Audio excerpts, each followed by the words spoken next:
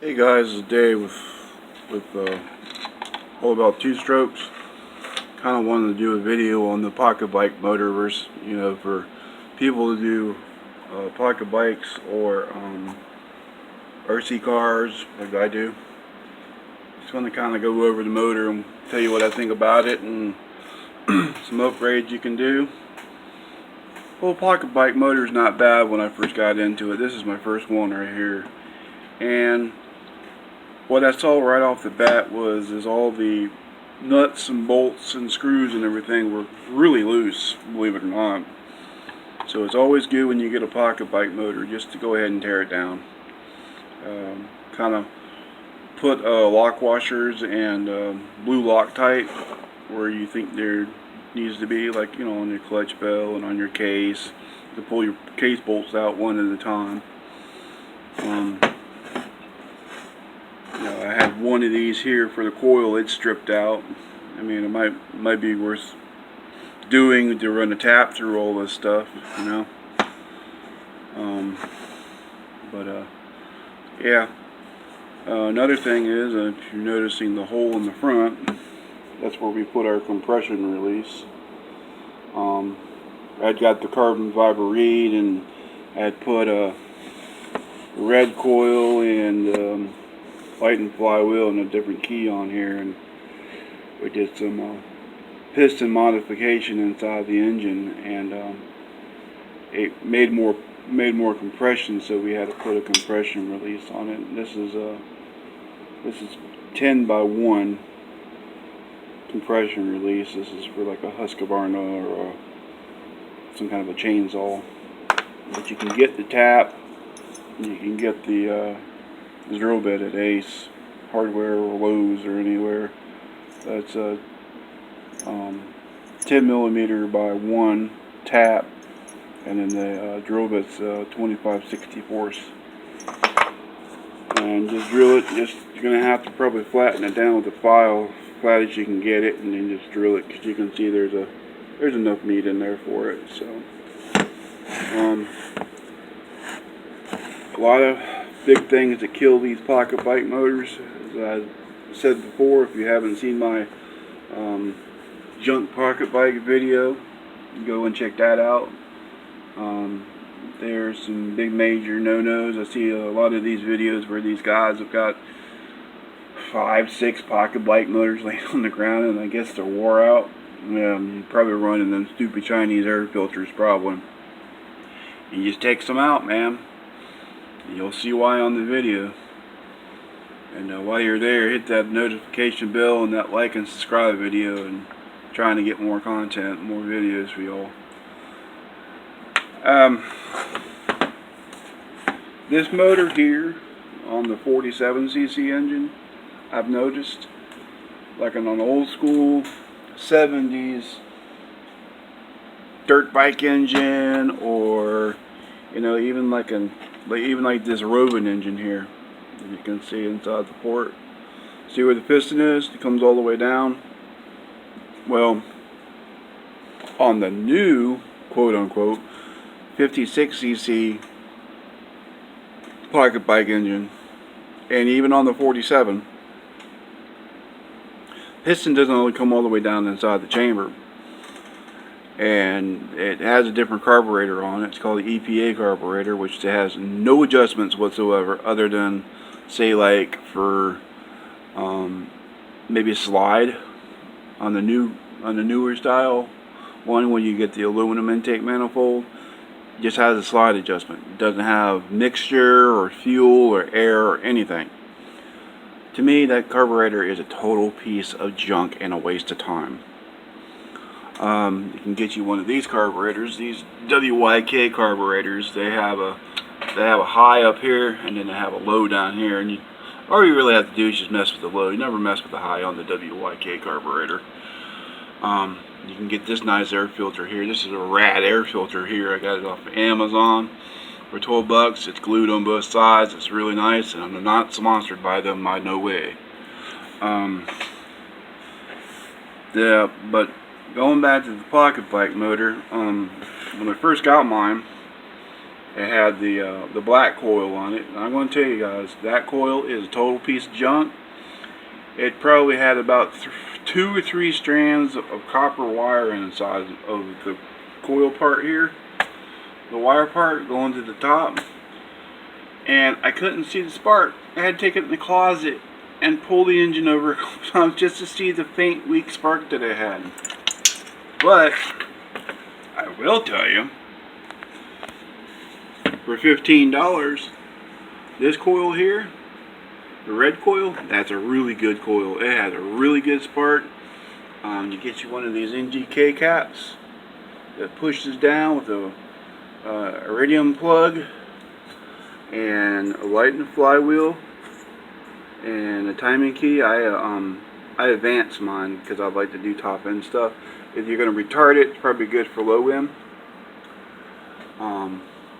But in order to get that, I was going to show you, in order to get that, if you wanted to run your motor this way, see how these fins right here have been cut? It's to clear the coil. You have to do that. Just kind of line it up. You cut the fins off the jug. No biggies. But on this motor here, if I took the exhaust pipe off, I could show you, the piston doesn't go all the way down inside like it's supposed to. There's a remedy for that. I have 2 remedies for that. I don't want to give away all my secrets, but I will tell you, you can put a Wiseco piston in there. You can have Wiseco make you a piston that will go down past the bore, or you can do some cylinder port matching and stuff on that. One thing I saw about the pocket bike motors on the inside for like the case seals, they in here, they're protruding out. You can take a razor blade and trim those up. Any seal that you can get that hangs inside the bore or inside of here, it's going to slow down flow. You can do that. Just remember, you don't want to create case volume on a 2-cycle. That is like an enemy, like air is to a diesel. You don't want air in the system on a diesel because it won't run. This here is the same kind of configuration, but you got to keep the case volume down. That's how these motors run. They have a squish factor that you have to do on the top of the, up here between the top. You put a piece of solder in there and turn it over, and you get your, you can mic it and see what your squish is. On these here, I don't do squish on these. I'm the type of guy who's built 383 strokers and 497 big blocks all my life, and any kind of power that I can get off the bench is what I do. I don't leave any power on the bench. That's why I think I've been bending chassis.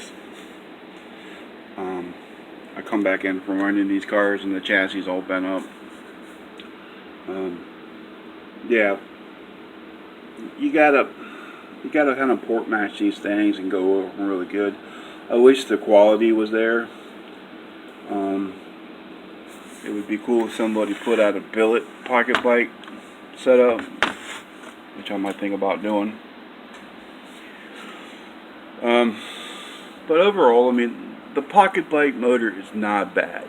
You can get these right here. I mean, I haven't dyno tested this one here, but when you get the pocket bike motor off of Amazon, it says 2-3 horsepower. That might be true. I don't think it is.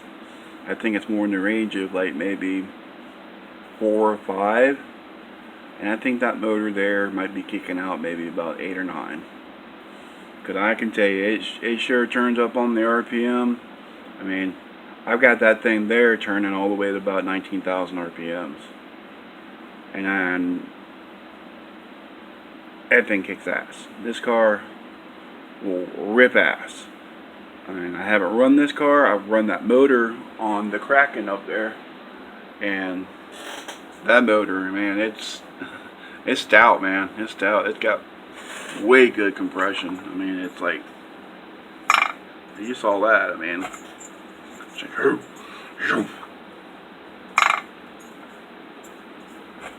this has got a Wiseco piston in it. They sent off the specs to Wiseco what I wanted, and they made it for me. It was a little pricey. It was 80 bucks, but you gotta pay the good money to get the good parts, man. I mean, the stock pocket bike stuff kind of won't work, but it will. But you know, all in matter of what you want to do with stuff and how much money you got to spend. The 56cc big bore kit with no crankshaft. If you're planning to put that in your motor and you have a half crank on your pocket bike and you have the 47cc kit, it will not fit whatsoever. The piston pin's different, the rod's different, so you might as well just get you a full circle crank to put in there, and then you can do your mod. Or you could just buy a 56cc pocket bike, tear it down and go back through it and start doing some stuff to it. I highly recommend, if you're going to go 56cc and up, to get the double spring clutch that they have offered for the pocket bike. I run the single on this one here and on the Kraken, but this motor's got the double spring. You can do some more head stuff to this. You can flow it a little better.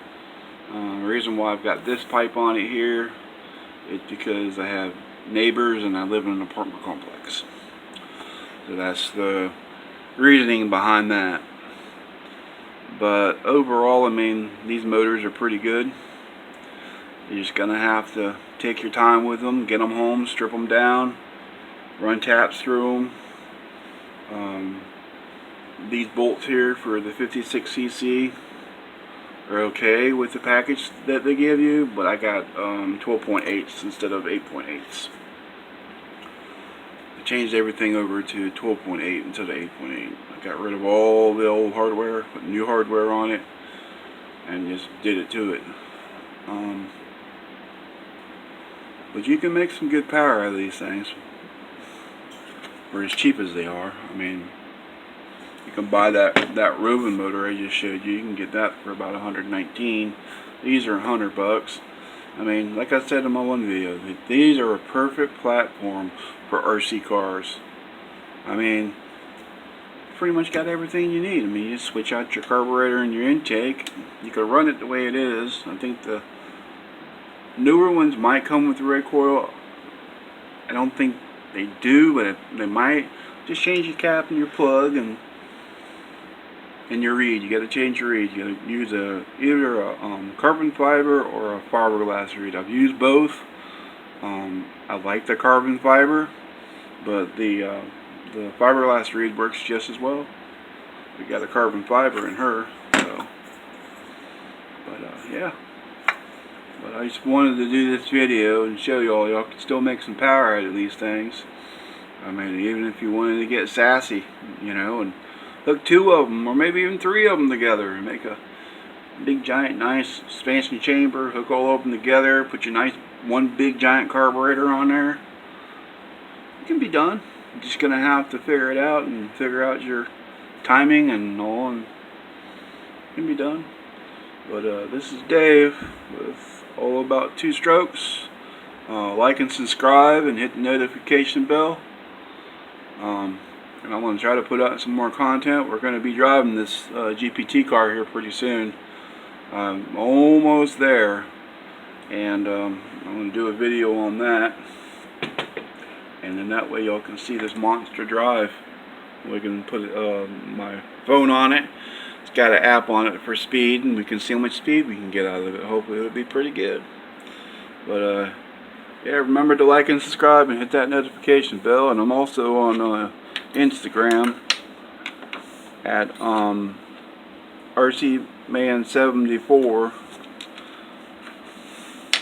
and y'all have a good day. I'll see you later.